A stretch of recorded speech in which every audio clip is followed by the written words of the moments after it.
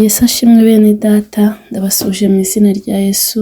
Imana y'amahoro ikomeze ibane namwe aho muherereye hose mu mpande enye z'isi. Imana ikomeze ibiteho kandi bagirire neza. Tugeze muri wa mwanya mwiza wo kuba imbere y'Imana, tugiye gutangira dusenga. Mana nziza, Mana ikomeye, turagushimiye, turaguhimbaje. Tugushimiye kubw'uburinzi bwawe, dushimiye ko wabanye natwe ukaturinda, n'uyu munsi ukaba waturinze. Mana habwa icyubahiro. Mwami, ntabwo ari uko turi beza, nta nubwo ari uko turuta abandi, ahubwo ni ubuntu n'imbabazi uhora utugirira. Tugeze mu mwanya mwiza wo kuba imbere yawe, duciye bugufi kugira ngo ushyirwe hejuru. Twese tuboneze rwose, twejeshe amaraso yamenye ku musaraba kuri Golgotha, dukure umugayo wose watugaragayeho. Ukimara kutubabarira, ngwino ubane natwe, utwemerere utubere umuyobozi muri byose, ntabe ari twe, ahubwo izina ryawe rishyirwe hejuru, ubu n'iteka ryose. Amen. Tuyakomeza turirimba indirimbo ya 15 mu ndirimbo z'agakiza. Amasezerano yose uko Imana iyatanga yakomejwe n'amaraso y'umwami wacu Yesu.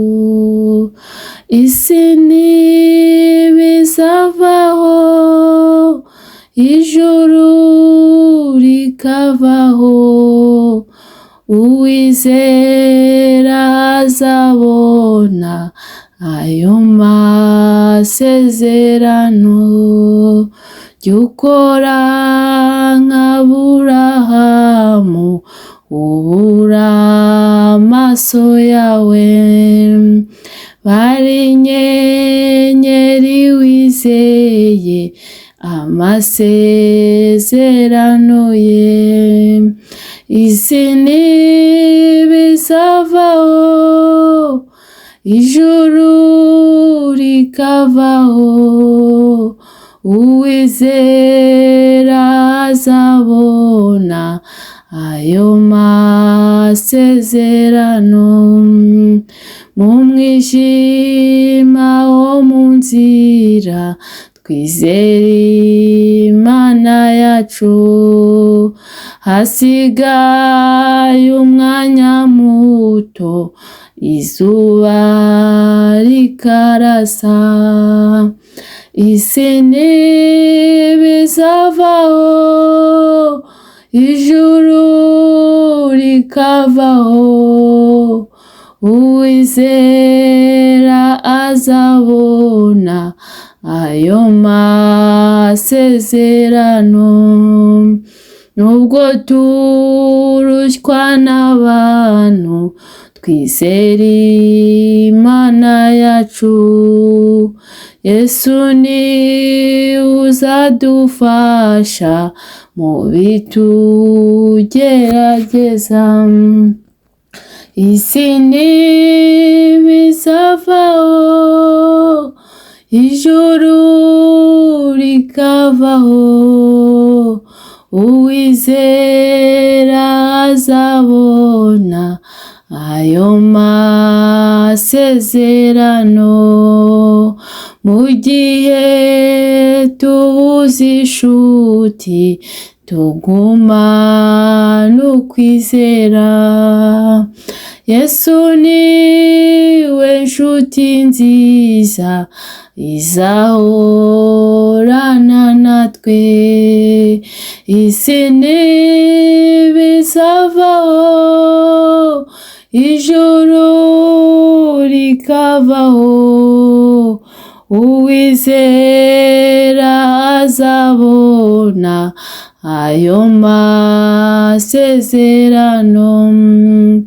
No kubyo tubona mu isi, tugumane ukwizera.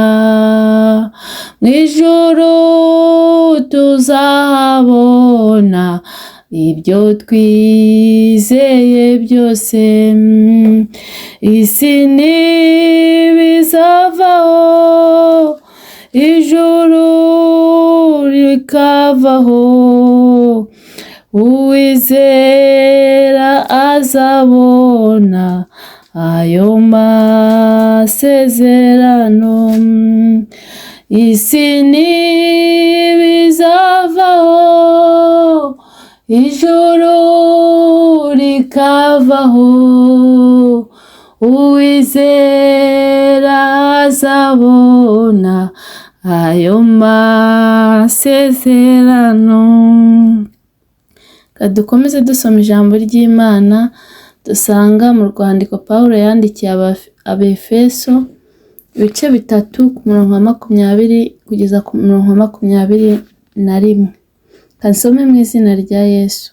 Nuko ibasha gukora ibiruta cyane ibyo dusaba ndetse n'ibyo twibwira byose, nk'uko imbaraga zayo zidukoreramo. Icyubahiro kibi cyayo mu itorero muri Kristo Yesu kugeza iteka ryose n'ibihe bidashira. Amen. Iryo ni ijambo ry'Imana. Uyu munsi nifuje ko tuganirira ijambo ry'Imana riratubwiye ngo ibasha gukora ibiruta cyane ibyo dusaba. Imana ni umubyeyi, Imana iradukunda, ni Imana y'amahoro, yitwa Ndiho, ntigihinduka. Ni ukuri ibasha gukora cyane ibyo dusaba. Twebwe turasaba nk'abana b'abantu, ariko Imana ibizi iby'ingenzi, igakora n'ibyo utayisabye, ikagenda ikora ibintu byinshi bitandukanye utakekaga, igenda ikora surprise. Ariko ni ukuri buri wese niyiringira Imana, kubera ko na bya bindi uba utayisabye irabikora. Kandi hari ibyo yagukoreye, hari ibyo yankoreye. Ni ukuri dufite ibihamya, Imana yagiye idukorera ibintu byinshi bitangaje. Nawe hari ibyo wibutse, nanjye hari ibyo nibutse. Ni ukuri Imana yagize neza. Ishimwe ko ijya ikora n'ibyo tutayisabye, ishimwe ko ijya ireba iby'ingenzi kandi ikareba ibidufitiye umumaro. Ni ukuri komeza wizere Imana kandi uyikomereho, na bya bindi bisigaye n'ibyo bikugoye n'ibyo biguhagaritse umutima, ni ukuri izabikora kandi izabigenza neza. Ni ukuri ni Imana yo kwizerwa ibihe byose, ni umwami w'amahoro. Ni ukuri byose izabikora. Ntuhagarike umutima rero.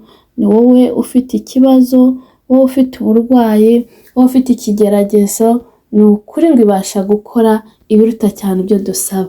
Ibyo byose rero irabizi, kandi na mbere yuko tuyibibwira ibibizi. Ni ukuri wowe icyo usabwa ni ukwizera, ukiranuka, ubundi ugategereza iby'Imana yakubwiye, kandi n'ibyo itakubwiye nabyo izabikora, kuko ni Imana yo kwizerwa ibihe byose. Rero ntihagire ikiguca intege, ibyo byose bikugoye izabikora ku murongo kandi izabigenza neza, kubera ko yitwa ishobora byose, ntigihinduka. Uko yakoraga kera na n'ubu niko ikora. Uko yakurokoye cya gihe na n'ubu iracyakurokora kandi izahora ikurokora. Uko yagukuye muri bya bibazo wari urimo, uko yagukuye muri bwa burwayi, uko yagukuye muri cya kigeragezo, n'ubu iracyakora ntihinduka, kandi ngo ibasha gukora ngo biruta cyane ibyo tuyisaba. Humura rero, wicika intege, wisubire inyuma, wikiheba, kubera ko ni umwami w'amahoro, ni igitangaza, ni Imana itwitaho mu bihe byose kandi ibana natwe. Umuririmbyi yatubwiye ngo amasezerano yose uko Imana yatanga yakomejwe n'amaraso n'umwami wacu Yesu. Ni ukuri izere Imana, ibyo yakubwiye izabikora, kandi ntucike intege mu gutegereza, kubera ko Imana iyo isaha yayigeze irakora. Nta muntu n'umwe ujya uyitambika. Ngo ni Imana ifunga ntihagire ufungura, kandi ni Imana ifungura ntihagire ufunga. Nta muntu n'umwe wakwitambika iyo Imana yaje kugutabara. Humura, Imana izagutabara, kandi n'ibyo bikugoye izabikora. Ngo isi niba izavaho, ngo n'ijuru rikavaho, uwizera azabona amasezerano ye. Ibyo yagusezeranyije byose, uko byagenda kose, ibyo wanyuramo byose, ibyo byose uzabibona. Ngo ujye ukora nka Aburahamu, ngo wubure amaso yawe, ubare inyenyeri wizeye amasezerano. Icyo dusabwa ni ukwizera. Aburahamu yarizeye, ava mu gihugu ava mu gihugu cy'iwabo ajya mu gihugu Imana yari yamubwiye, agenda yizeye atazi aho ajya, ariko aragenda kubera ko yizeye Imana, kandi ni ukuri Imana ntabwo yamukojeje isoni, kandi yizeye Imana. Ubwo Imana yari babwiye ko bagiye kuzabyara umwana, bari bashaje, ariko ni ukuri Imana isoza isezerano. Imana rero niyo kwizerwa, igihe kigeze irakora. Ngo mu mwijima wo mu nzira ngo twizere Imana yacu, ngo hasigaye umwanya muto izuba rikarasa. Nuhura n'ibibazo, nuhura n'ibikugoye, nuhura n'ibigeragezo, nuhura n'ibicantege, muri uwo mwijima wo mu nzira, ni ukuri komeza wizere Imana, kubera ko Imana niyo kwizerwa kandi izabigenza neza. Kandi ngo hasigaye umwanya muto izuba rikarasa, hasigaye umwanya muto ngo Imana igutabare, hasigaye umwanya muto ngo Imana ibigenze neza, hasigaye umwanya muto ngo Imana igukize ubwo burwayi, wicika intege. Nubwo turushywa n'abantu, twizere Imana yacu. Yesu niwe uzadufasha mu bitugerageza. Mureke twizere Imana, kuko Yesu niwe udufasha mu bitugerageza, kandi niwe uduha kubitambukamo neza. Icyo usabwa ni ukwizera, kubera ko ibasha gukora cyane ibiruta ibyo tuyisaba. Imana rero izi ibidukwiriye, kandi izi n'igihe cyayo. Mu gihe tubuze inshuti, ngo tugumane ukwizera. Yesu niwe nshuti nziza izahorana natwe. Ni ukuri nubura n'inshuti, abantu nibakuvaho kubera ibyo uri gucamo, kubera ikigeragezo runaka, ntugire ubwoba. Komeza wizere Imana, ukomeze wegere Imana, kubera ko Yesu niwe nshuti nziza izahorana nawe ibihe byose, itazagusiga. Ni ukuri izindi nshuti zishobora kukuvaho, ariko Yesu we ahora aturi hafi, ahora aduhozaho urukundo rwe. Yesu rero niwe nshuti nziza, niwe ubwira ntaguseke, niwe uganiriza ntajye kukuganira, niwe ubwira akabikemura, ntajye kubwira abantu, cyangwa ngo yirirwe avuga byinshi, kubera ko kubwira Yesu, bwira Yesu byose, ngo ni inshuti yawe. Ibikubabaza n'ibigutera, ngo arakunda afasha ngo abashavuye, ngo wizere ijambo rye, ngo kandi wirira. Bwira Yesu rero ibikugoye, ngo niwe nshuti nziza, kubera ko hari igihe ubushuti bw'abantu bujya burangira, kandi ubushuti bw'abantu hari igihe buba bw'igihe gito, ariko Yesu we azahorana natwe igihe cyose. Imana itugirire neza. No ku byo tubona mu isi, ngo tugumane ukwizera. Mu ijuru tuzahabona ibyo twizeye byose. Ibyo uri gucamo, ibyo uri kubona muri iyi si mbi, iyi si y'imiruho, iyi si y'imibabaro, ni ukuri gumana ukwizera, kubera ko mu ijuru ni umunezero, kuko ngo abaho bose bahora banezerewe. Imana itugirire neza. Izere Imana, kubera ko ibasha gukora ibiruta cyane ibyo tuyisaba. Humura ibyo ngibyo bikugoye, humura ibyo biguciye intege, wikiheba, izabigenza neza. Icyo cyifuzo ufite byereka Imana, kubera ko ni ukuri ntabwo igiza ngo igende gutyo. Yesu iyo aje ntajya abisiga uko abisanze. Egera Yesu, ni inshuti nziza, azabigenza neza, kandi ni ukuri ntago yaza ngo agusigire aho ngaho. Icyo usabwa ni ukumwegera, ugakiranuka kandi ukizera, kandi ugatitiriza, ukongera ibihe byo gusenga. Buri wese rero nakiranuke, yizere Imana, ni ukuri Imana izabigenza neza. Imana itugirire neza. Numvaga ari ijambo twari kuganiraho. Reka dusenge. Data wa twese uri mu ijuru, turagushimiye, turaguhimbaje. Tugushimiye kuri Imana nziza, tugushimiye kuri Imana itwitaho, tugushimiye yuko ujya ukora ibiruta cyane ibyo tugusaba. Mwami Imana, ukamenya iby'ingenzi kuri twe, akaba ari byo ukora, kandi n'ibyo tudatekerezaga Mwami ukabidukorera. Habwa icyubahiro ko utita ku byaha byacu, ahubwo ukatugirira neza uko bwije n'uko bukeye. Icyubahiro ni icyawe Mwami, duhe kukwizera nk'uko Aburahamu yakwizeye Mwami, akabona amasezerano ye. Natwe turakwinginze kugira ngo no mu mwijima wo mu nzira, no mu bibazo duhura nabyo, no mu bicantege nke duhura nabyo, bicantege nke duhura nabyo, mwami turakwinginze kugira ngo mwami Imana uduhe kukwizera, kubera ko ushobora byose kandi nta kibasha kurogoya imigambi yawe. Urakoze mwami kubwira ijambo, sengera abankurikiye kugira ngo buri wese uko akwifuza kubone, mwami buri wese yongereye asubizwe mu ibyiringiro ko ikimugoye icyo ari cyo cyose uragikoraho kandi ukabigenza neza.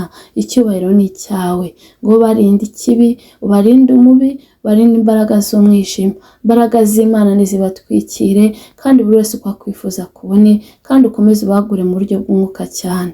Data wa twese uri mu ijuru, dusengeye abarwayi bakize, dusengeye afite intimba n'agahinda baha amahoro yo mu mutima, dusengeye isi kugira ngo ihe amahoro, dusengeye umurimo wawe, gabanya abarimbuka wongera abakizwa, abatarakumenya baye kukumenya, kandi mwami batarakwakira nk'umwami n'umukiza bakwakire. Mwami wakoze kubana natwe, turindira ubugingo ko aribwo buzakubona, kandi umwuka wera azarekeza iri jambo rikora icyo wagambiriye. Byo mbisenze nizeye mu izina rya Yesu, amen. Mwakoze cyane kubana nanjye muri uyu mwanya. Imana ikomeze ibiteho kandi bagirire neza, ariko ni ukuri nimwizere Imana, kubera ko Imana yacu irakora kandi Imana yacu irashoboye, kandi icyo kikugoye humura, Imana niza izabigenza neza. Imana ntiyigeze ku muntu, ntabwo ijya ibisiga nk'uko bisanze, bizagenda neza. Kandi Imana nikomeze ibashyireho uburinzi bwayo, musoze uyu mwaka neza, kandi izabaye gutangira n'umwaka utaha muri amahoro, kandi uburinzi bwayo nibubabeho ubona iteka ryose. Murakoze rero, naho ubutaha. Bye.